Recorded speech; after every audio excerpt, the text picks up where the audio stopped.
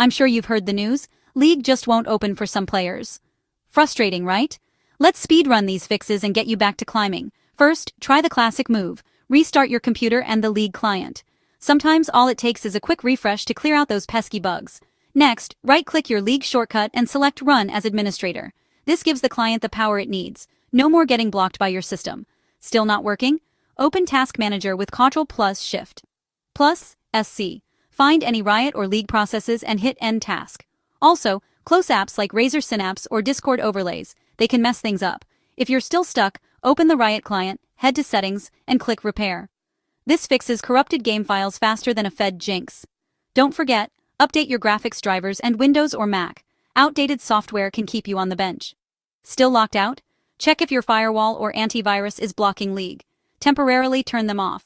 If that works, add League to their exception list. Nothing helps? Try a clean boot, or, as a last resort, reinstall League. If you're still stuck, grab your logs and hit up Riot support. Good luck, and may your next game be bug